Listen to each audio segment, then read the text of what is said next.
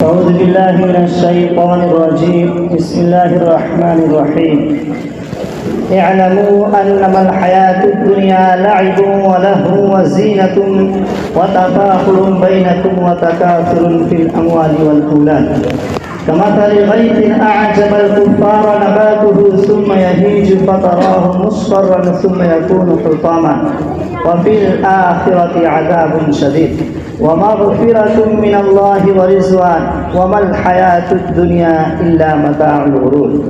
صدق اللہ العظیم. میرے محترم بزرگوں اور دوستو، اللہ تبارک و تعالیٰ کا لاکھ لاکھ شکر ہے کہ اللہ تبارک و تعالیٰ نے ہم سبوں کو جمعہ کی نماز پڑھنے کے لیے اپنے پاک گھر میں جمع فرمایا اور کچھ کہنے اور سننے کی توفیق عطا فرمائی. دوستو، اللہ رب العزت فرماتے ہیں کہ اے لوگوں، اللہ کا وعدہ سچا ہے، تمہیں دنیاوی زندگی دھوکے میں نہ ڈالے، اور اللہ کے بارے میں بڑا دغاباز تمہیں دھوکے میں نہ ڈالے.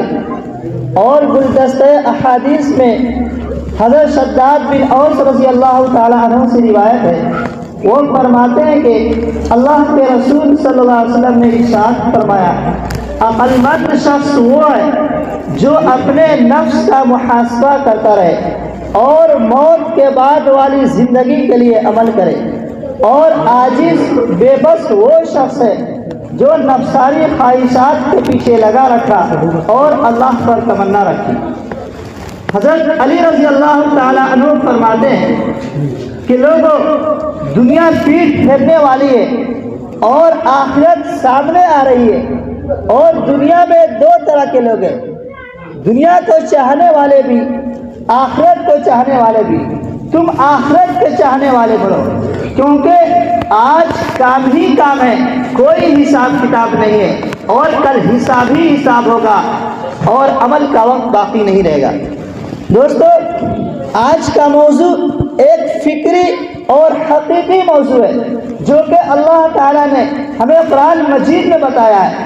قرآن مجید میں اللہ سبحانہ و تعالیٰ نے انسانوں کی مختلف کیفیات کو بیان فرمایا ہے. انہی کیفیات میں ایک کیفیت یہ ہے کہ انسان جب دنیا سے چلا جائے گا اور دوبارہ اس کو عقل و شعور عطا فرمائے گا اور وہ اپنی آنکھوں سے آخرت کے احوال کو دیکھے گا، اس وقت جو کیفیت ہوگی وہ کیا ہوگی، اللہ تعالیٰ نے اس کیفیت کو قرآن مجید میں لفظ یا لیتنی سے 9 جگہوں پر بیان کیا ہے.